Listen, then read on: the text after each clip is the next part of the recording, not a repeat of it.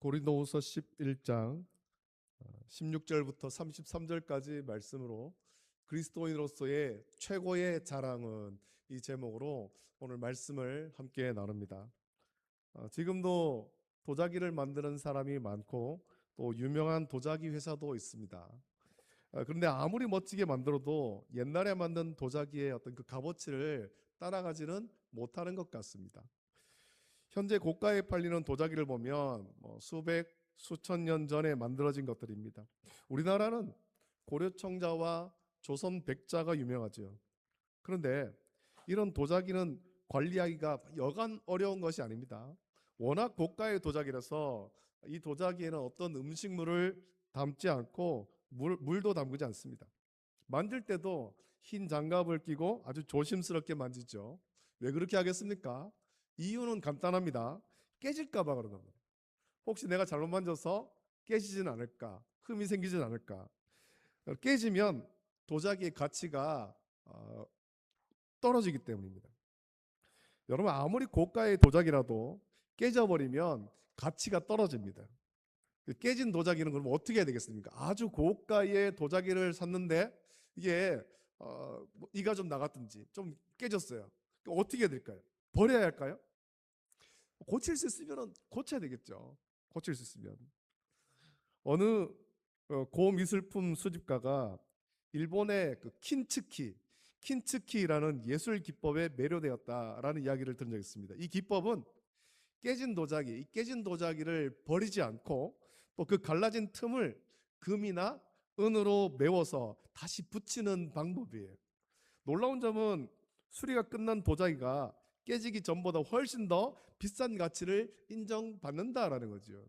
원래의 도자기였는데 그것을 이제 그 깨진 틈을 금이나 음을 녹여서 그것을 다시 깨끗하게 붙이는 겁니다. 그래서 이전보다 더 화려하고 아름답게 만들죠. 세상은 상처를 감춰야 할 수치로 여기고 매끄러운 완벽함만 자랑합니다만 킨츠키는 깨어짐의 흔적을 오히려 가장 아름다운 예술로 그렇게 변화시킨 겁니다. 여전히 여기가 깨졌었구나. 그런데 이걸 킨츠키라는 기법을 활용해서 이걸 복구했구나. 그것을 알 때 이 가치가 더 높아진 겁니다.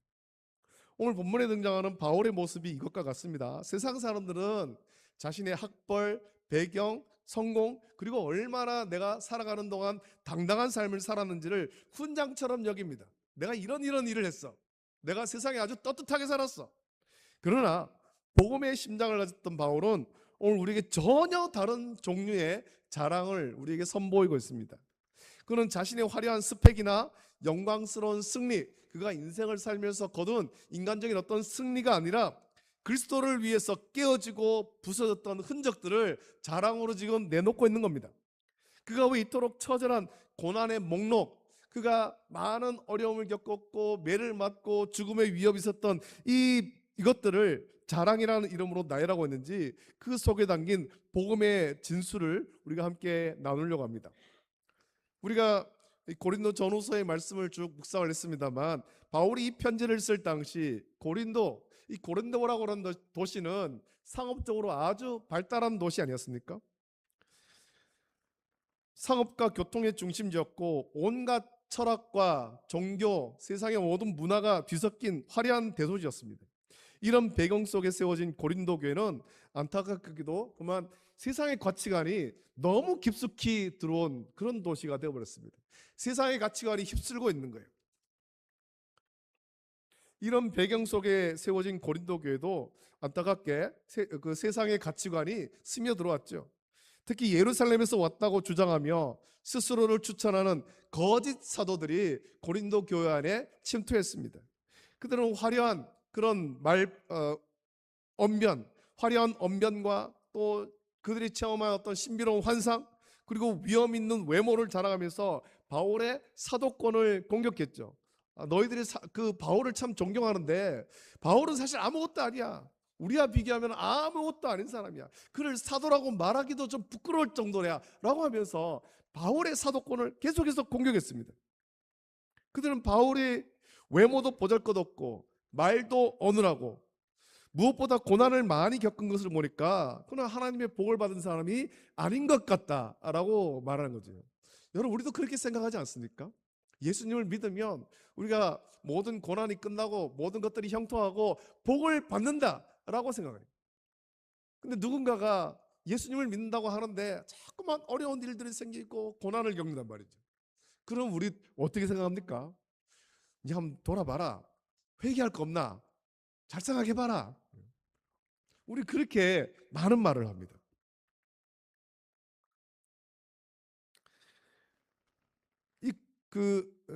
예루살렘에서 왔다고 하는 이 거짓 사도들이 바울의 사도권을 이런 식으로 공격했습니다. 더 가슴 아픈 것은 고린도 교회 성도들의 반응이죠. 바울은 오늘 본문 19절 20절을 통해서 그들이 거짓 사도들의 기만적인 행위에 얼마나 무기력하고 어리석게 반응했는지를 폭로하고 있습니다. 그 말씀 보니까 너희는 지혜로운 자로서 어리석은 자들을 기쁘게 용납하는구나 라고 아주 반어법적인 꾸지름을 하고 있습니다. 고린도 교회 성도들의 영적인 무지를 지금 꾸짖고 있는 거죠.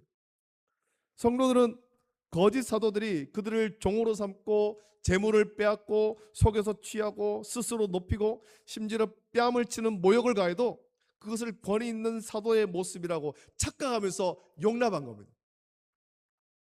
저분들은 예루살렘에서 온 사도들인데 우리가 저분들의 말을 거역할 수가 없다. 그래서 모욕을 당하면서도 그걸 용납하고 있는 겁니다. 이것이 복음의 본질을 잃어버린 교회의 비극입니다. 참된 사랑과 섬김은 약함으로 오해받고 강압적인 지배와 자기가시는 영적인 카리스마로 둔갑해버린 겁니다. 여러분, 오늘도 같습니다. 목회자는 성도 위에 군림하는 사람이 아닙니다. 우리는 모두 하나님의 자녀이고 예수 그리스도의 사람입니다. 목회자는 물론 모든 성도는 오직 하나님께 복종하고 복음에 복종해야 하는 것입니다. 목회자는 우리가 복종해야 될 하나님의 말씀을 온전하게 선포할 뿐입니다.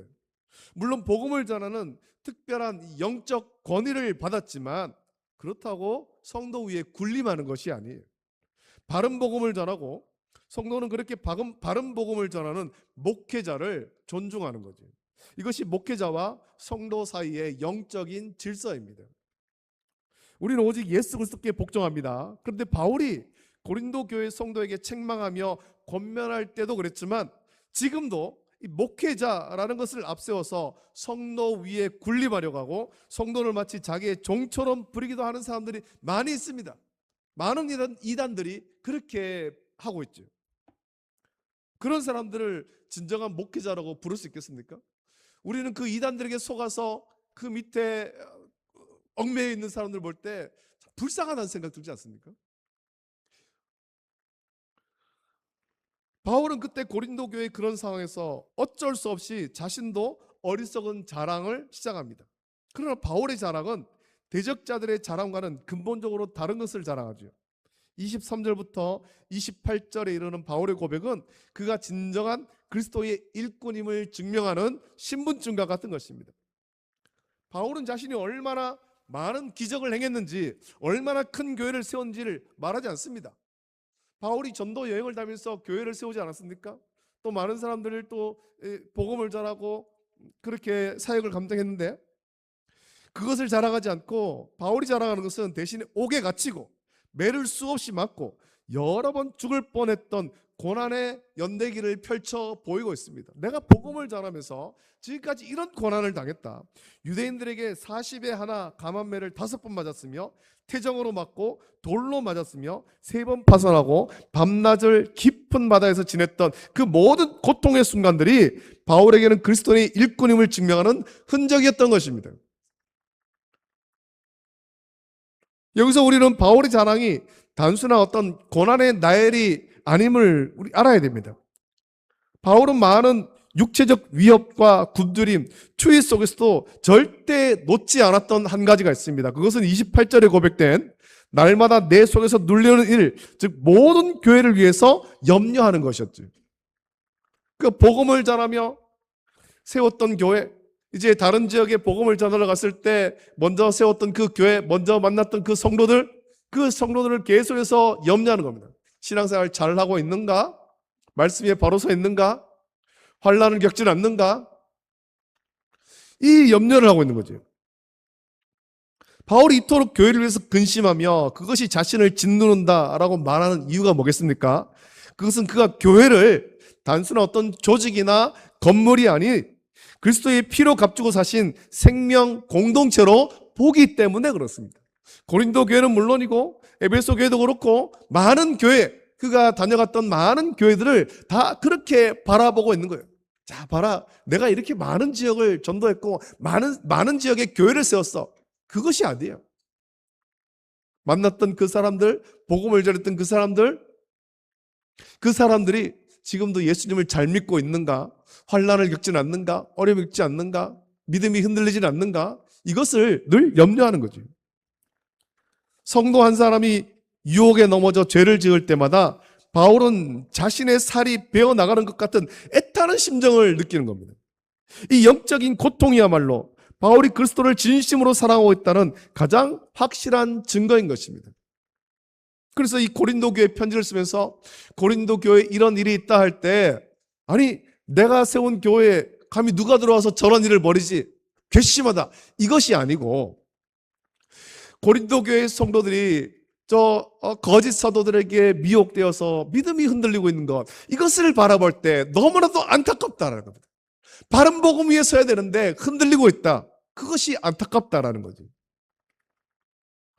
그래서 그들을 위한 편지를 쓰는 겁니다. 바울이 이것처럼 영혼을 섬기는 일을 최고의 가치로 여기며 교회를 위해서 자신을 온전히 내던질 수 있었던 원동력은 우리가 말씀을 통해서 살펴봅니다만 그가 받은 은혜 때문에 그렇습니다. 그가 주께 받은 은혜. 우리가 지난주에도 말씀을 묵상했습니다만 스데반 집사가 돌에 맞아 순교할 때 그 죽음을 당연하게 여기며 증인들의 옷을 지키던 자가 바울 아닙니까? 그때는 사울이었다. 그때 사울은 대제사장에게 공문을 받아서 다메섹에 있는 그런 예수님을 믿는 자들도 잡아 죽이려 했던 살기가 등등한 그런 핍박자였습니다. 박해자였죠. 그러나 다메섹으로 가던 길에서 부활하신 주님을 만난 후에 그가 고백하기를, 우리가 지난주에 말씀을 묵상했습니다만 그가 죄인 중에 괴수임을 깨달은 거예요. 아, 내가 죄인 중에 괴수였구나. 내가 지금까지 열심을 가지고 섬겼지만 이 열심의 방향이 틀렸었구나. 그것을 깨달았죠. 그래서 죽어 마땅한 자를 살려주신 그 십자가의 은혜가 바울의 가치관을 송두리째 바꿔 놓았습니다. 과거에는 율법의 의와 가문과 학벌을 자랑했었지만 이제는 예수 그리스도의 십자가 외에는 결코 자랑할 것이 없다라고 선포하는 사도로 변화된 것입니다. 오늘 본문의 마지막 부분인 30절에서 바울은 결론적으로 선포합니다. 내가 부득불 자랑할지인데 내가 약한 것을 자랑하리라 고백합니다. 내가 부득불 자랑하는데 내가 자랑할 것이 없지만 그러나 그 중에 자랑한다면 나의 약한 것을 자랑한다라는 겁니다. 그리고 그는 다메섹 성에서 아레다 왕의 고관이 자신을 잡으려 할 때 광주리를 타고 성벽을 내려와 도망쳤던, 세상의 관점에선 참 부끄럽고 비겁해 보일 수 있는 과거의 사건을 구체적으로 언급하고 있습니다. 이것이 왜 자랑이 되겠습니까? 자신의 철저한 무력함 속에서 비로소 하나님의 능력이 온전하게 나타나기 때문이죠. 내 힘으로 사역한 것이 아니라 오직 주님의 은혜로 여기까지 왔음을 고백하는 가장 정직한 외침인 것입니다. 오늘 우리는 바울의 고백을 통해서 그리스도인으로서 우리가 진정으로 자랑해야 될 것이 무엇인가 우리 한번 생각해 봐야 됩니다. 우리가 무엇을 자랑하겠습니까? 우리가 어떤 명예를 자랑하겠습니까? 우리의 건강을 자랑합니까? 우리의 재물을 자랑합니까? 내가 가진 무언가 특별한 재능을 자랑합니까? 우리에겐 자랑할 것이 없습니다. 우리 인생의 목적은 하나님의 영광을 위해 사는 것입니다. 인간의 공로나 업적은 그 어떤 것도 자랑의 근거가 되지 못합니다. 바울은 자신이 겪은 고난과 교회를 향한 애끓는 마음을 통해서 참된 사도의 권위를 지배하는 그 권위는 지배하는 힘에서 나오는 것이 아니라 주님을 위해서 얼마나 낮아지고 희생했느냐에서 나온다라는 사실을 명확하게 보여주는 거죠. 복음을 위해서, 복음을 위해서.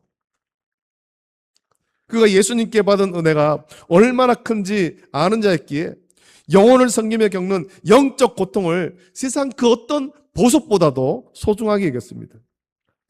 사도로서의 본분을 온전히 감당한다는 것은 이 화려한 단상 위에 서는 것이 아니라 성도들의 아픔을 내 아픔으로 여기며 그들의 신앙을 위해서 눈물의 씨를 뿌리는 이름을 바울은 그의 삶을 통해서 증명한 겁니다. 저는 우리의 삶을 돌아보길 원합니다. 우리가 무엇을 자랑하며 지금까지 살아왔습니까? 남들보다 조금 더 가진 것, 자녀들의 성공, 세상에서의 평판을 자랑하며 우리가 살아오지 않았습니까? 그리스도인의 진정한 자랑은 주님을 위해 받은 상처이며 최고의 자랑은 나의 약함 속에서 강함 되시는 예수 그리스도인 것입니다. 나는 약하지만 내 안에 계신 예수 그리스도께서 강하시다. 이것이 우리의 자랑이 되어야 되는 것입니다. 이제 우리도 바울처럼 고백하며 살기를 원합니다. 나를 구원하신 예수 그리스도의 십자가를 우리 최고의 자랑으로 삼기를 원합니다. 여성도들 가운데 이제 요즘에는 많이 좀 보기 어렵습니다만 십자가 목걸이를 하고 다니기도 하고 십자가 귀걸이를 하고 다니기도 하고 그렇게 한다고 그게 자랑하는 건 아니잖아요. 우리의 삶의 변화, 우리 속에서 역사하시는 예수 그리스도, 그것이 우리의 자랑이 되어야 됩니다. 주님의 몸된 교회와 맡겨진 영혼을 사랑하며 섬기는 과정에서 겪는 모든 수고와 눈물을 우리 기쁨으로 여기길 원합니다. 세상이 감당할 수 없는 이 거룩한 약함의 자랑이 우리 삶에 가득할 때 우리의 깨어진 틈 사이로 하나님의 영광이 찬란하게 비치게 될 것입니다. 그 믿음의 길을 바울과 같이 오직 은혜의 힘으로 끝까지 걸어가는 저와 여러분 되시기를 예수님의 이름으로 축복합니다. 기도하겠습니다. 좋으신 아버지 하나님, 사랑과 은혜를 감사드립니다. 주일 이후에 오늘까지 주께서 은혜 가운데 지켜주시고 오늘 저녁에 주의 전으로 또 우리를 불러주심을 감사합니다. 하나님을 예배하게 하심을 감사합니다. 예배하는 이 기쁨과 자유를 온전히 누리며 감사케 해주시고 또 이 은혜를 알지 못하는 자들에게 예배하는 기쁨과 은혜를 전할 수 있도록 인도하여 주시옵소서. 오늘 주신 말씀 묵상하면서 우리도 바울과 같이 우리가 우리의 가진 무언가를 자랑하는 것이 아니라 우리의 약함, 나는 비록 약하지만 내 안에서 역사하시는 성령께서 강하시고 우리를 변화시키신 예수 그리스도께서 강하시다, 이것을 자랑할 수 있는 우리 모든 성도일 수 있도록 은혜 내려 주시옵소서. 감사합니다. 예수님의 이름으로 기도드립니다. 아멘.